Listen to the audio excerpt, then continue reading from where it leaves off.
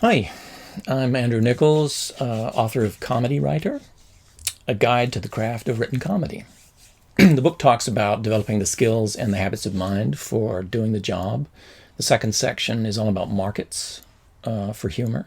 In the first animation video, I talked about limits and restrictions to keep in mind when writing cartoons. Now let's look a little more at what goes onto the page and why. I always try to start my episodes of Casper's Scare School with dialogue and some action, and with Casper on screen.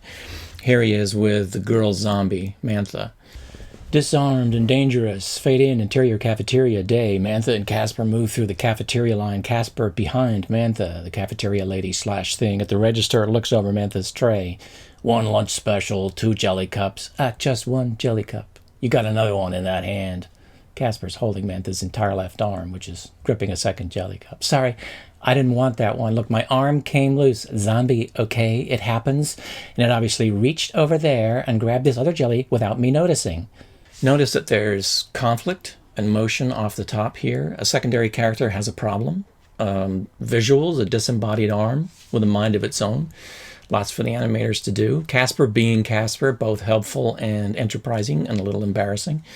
The scene has done what it's needed to do. You've set up the situation, got the conflict, it's over. We've wound a character up from going to lunch to a rage, and we're still on page 1.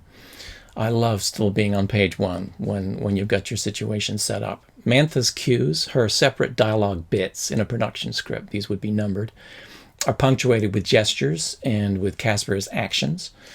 Here's the same script from a page or 2 later. Notice the short lines. Try not to have people talk longer than about 4 lines without some accompanying visual. Also notice no exasperated or fuming. Parentheticals between the name and the dialogue take up precious space. A 15-minute cartoon is about 10 minutes and 30 seconds, really, before commercials. So that's 16 to 18 pages. When it spills onto 19, you do go back and take words out of people's mouths. I've been asked to do them, usually in other countries, as short as 12 pages. It's a tiny patch in which to set up a problem, complicate it, give everybody jokes, get them in and out of the problem, solve it at the end. Sometimes, as with our preschool show, Will and DeWitt, give them a song as well. Spider webs under brooms, that's the same as their own rooms. Their own rooms. Their own rooms. My own room. You shave every line. You shorten words. You never write Wednesday. It's always Tuesday or Monday. I'm surprised in the Casper we didn't change Jello cups to pie. Save the 7 characters. But chiefly, it's not just dialogue. The cartoon form is being used to do something that can't be done well live. Talented people are going to draw and shade and record and light this a tenth of a second at a time. Don't have people walk into a room and talk. Use all of those cool tools at your disposal. Unlike with sitcom, there is no budgetary or staging advantage in staying in the same room while people talk. As soon as you're done with what has to be accomplished, it's usually useful to move the situation elsewhere if you have an elsewhere. In this case, have Casper and Mantha sitting under a tree outside eating what they just ate. Each setting offers a new background possibilities. You could have a demon snake monster lower out of the tree and start talking to them and then slither back up. Visually, you're changing up the color scheme that way. You're showing clouds, the same cloud usually going by over and over. You're keeping things moving. One proviso about that movement, though, is that computer-rendered sets have to be designed and they have to be built, and they are limited. And this goes for neighborhoods, but also spaceships, cars, inside and out. When you've got them, you do reuse them as often as you can. If you know you're going to be on the air with something, with a CG optimal idea, don't write a nail salon interior in your pilot if you could better reuse a playground, a toy store, unless maybe pedicures are going to be a crucial plot point for your season. A set may cost tens of thousands of dollars to fully create inside the computer. Daryl Vickers and I did a 52-episode season of a show for Barcelona set in a family in town beset by aliens, and we had to put the first 7 episodes entirely in the house because they didn't have enough money to even build the street outside. They had to talk about coming home from school because for the first 9 episodes, they didn't have the money to build a classroom or to put any kids in it. I talked in the first video about changing a CG characters' clothes. Here's Max from that Pumpkin Reports as a telenovela actor. Fake mustache and hat equals whole new character. We worked on developing an animated version of Back to the Future once for Universal. The suggestion had been to travel back through time in each 15-minute episode to ancient Egypt, ancient Rome, Jack the Ripper's London. We did point out the cost of this in full CG, and Universal did, I think, back away from the idea. It wouldn't have been doable with silhouette minimalist backgrounds like, say, we had in Ned's Newt, without the audience feeling a little bit cheated from what they were expecting from the Back to the Future franchise. Rewardingly, though, cartoons have no or nearly no star system.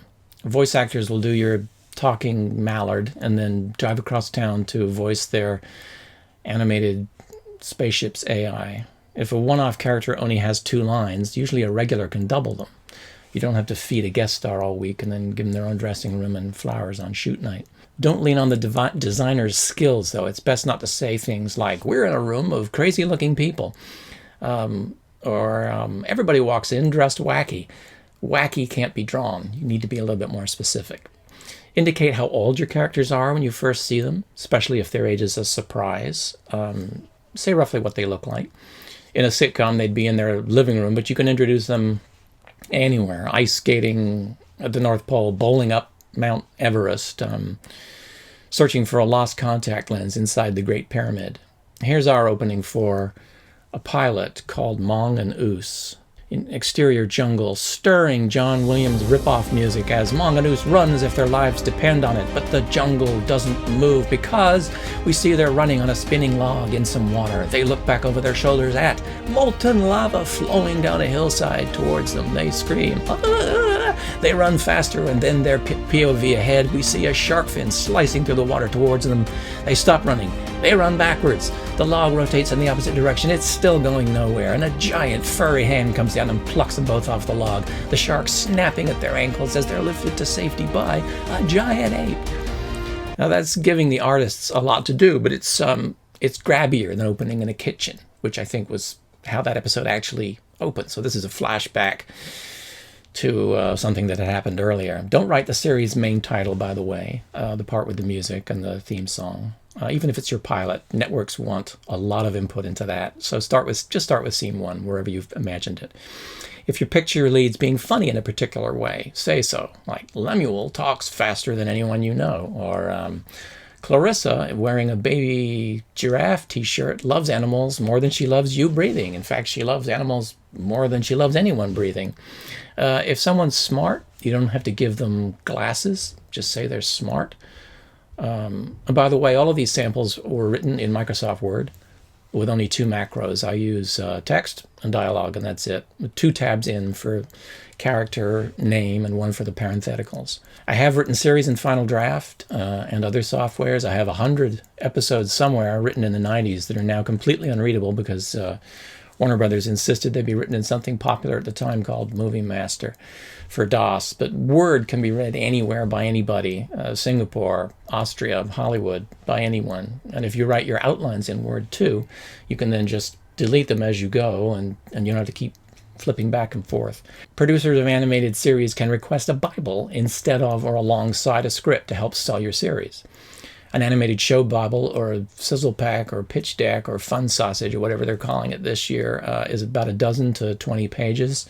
It'll have a color cover, probably like this one, and then a lot of funny description inside. It'll describe your comedic premise, where the show is set, who's in it, what they think of each other. You'll describe the physical and imaginary and sociological rules of the world. Does water run uphill at their amazing waterfall? Is there magic in the show? Is it going to have a lot of flashbacks or imaginary scenes? Does it comment on current events? Are giant ants threatening the cities? And it'll have sample stories at the end, usually a dozen or so. A series Bible might start like this one. For Kid vs. Cat, created by Rob Boutillier. With felines like this, who needs enemies? Have you ever encountered an animal that just didn't like you? Maybe a doggy that barked while you were trying to be friendly, or a parakeet that nipped your finger instead of the cracker. How about a cat that steals a truck, adds a 750 horsepower engine, radios the cops not to respond to emergency calls from your house, and then attempts to drive you through the back wall of your garage? Welcome to Coop Burtonberger's life. Kid vs. Cat is about the exaggerated conflict between a demonically malevolent cat and the beleaguered 10-year-old boy to whom it's taken an inexplicable, demented dislike. So it's the sales document. This one continued with summaries of the characters and hyperbolic examples of the bad stuff that was going to happen to them. Rob Boutillier had created and art-directed the characters and the snazzy look, the backgrounds, all the visual pizzazz that was going to make the show fun and different and sell it. And at Studio B Productions' request, we gave the characters names and habits and histories and quirks and suggested what it might feel like to watch them for a series of 52 stories.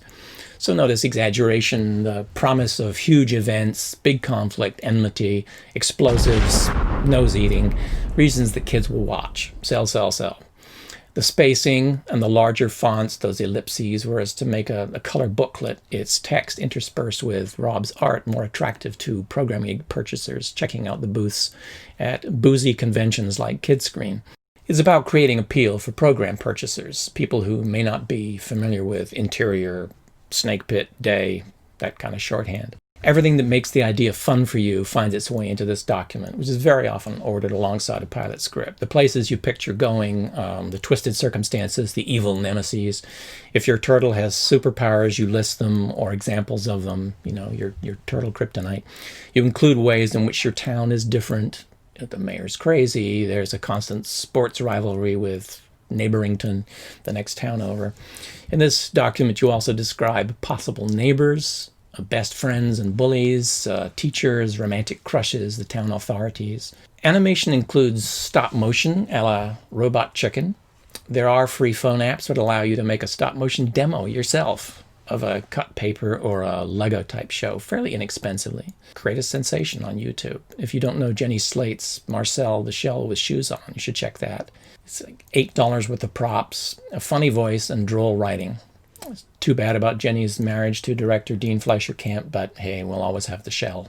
Stop motion, unless you work at Aardman or for Tim Burton, has no relatable faces, or very few facial characteristics. So the action is really big and dramatic. The whole body moves, so you can melt things. You drop them in blenders. Since they pulped Davy and Goliath in the 60s, claymation is usually more for adults anyway. There are hundreds of service provider cartoon studios in Canada, Australia, South Korea, each animating shows for networks in many other countries. You can send them your vivid, funny, cleverly opening scripts directly. Producers and agents, too, incidentally, have told me in the last few years they're more eager now to open snail mail. It's more of a surprise than they actually are to open email. They'll delete half a dozen emails if they get something in the mail. Like, what is this? They will read it and open it. And they all speak and read serviceable English, even the Australians. This is the submission book that I used when Daryl and I were starting out. I would list what we'd sent in the mail, pre-computer, put a little check mark if we got acknowledgement that someone had read it, and a little $sign. I noticed very few $signs in the first few pages if we eventually made some money off it. In the first 8 years that we were freelancing, we sent out an average of 4 things a week, every week, 52 weeks a year, before we started making real money on The Tonight Show. I got some exercises here. Try assembling a simple dialogue scene or find an existing one, and then go over it, making it more suitable for animation. Look at what is visual about it, even if it's only implied or even if you have to imagine it. Write something that would happen in the background, like a traffic accident. What kind of vehicles would it be? Make them funny vehicles. You can make anything. Invent a vehicle. Does a hot dog truck hit a mustard tanker? What's the weather like? Be whimsical. Don't dismiss any ideas at all. Just do a single page. Maybe Moby Dick is not the best example, but maybe a big guy sneezes and blows all the black paint off a train. You've got to really get into that head of being able to do anything and go anywhere. 2 characters talking realize it's daylight savings time and they forgot to reset their watches. So they each reset their watches and leave, then come back an hour later and keep talking. One of our characters on Pelswick, the show on Nickelodeon, was the cheerleader pyramid. This was 6 girls who went everywhere in a pyramid. They were never detached. We never saw them separately. Just thought that was funny. On Ned's Newt, which was one of Ed Gorey's favorite series, we had a lumpy, freckled gas station attendant who always asked, "You want to buy gas, or do you want to see me dance like this?" We had a character on that series called Eddie the Bridge-Licking Crazy Kid. No reason, but it looked funny. Got to defeat the tendency towards sensibleness. Right as the novelist Robert Olen Butler says, from the place you dream from. Aim at SpongeBob. Aim at smart 6 to 12-year-olds. Conjure up giggles. Create a world from scratch. Be as silly as you can. You can go anywhere. You can create anything. We're in a duplicate of our world, but everything's slightly different. You mean in this world the Grammys are based on merit and the Oscars on ticket sales? Best picture? Con Air! Yes! Here's a second exercise. Imagine a family of cartoon mice that's got the following human props in and around their home. What would mice do with these things? A plastic comb. Is this a bike rack for them? Is it a dish drying rack? How about a wooden matchstick? Closet pole? Charcoal pencil? A safety pin? Maybe a grappling hook? A wrist exerciser? Do this for about an hour and you'll start seeing deodorant caps as mouse canoes. That is where you want to get to. Much of what I haven't covered here, primarily literal joke writing advice, is in my book. One chapter is on writing jokes for newspaper cartoonists. I started writing newspaper cartoons out of high school. You don't get much. It's $6 to, say, $50 per cartoon, but it is really good practice for writing animation, getting the visuals down to one shot, packing the dialogue into it. There's lots more information on my website, AndrewNicholsWrites.com, including a list of the roughly 300 projects I've worked on, successfully and not, both with and without the redoubtable Darryl Vickers. Thanks for watching. I hope you got something out of it.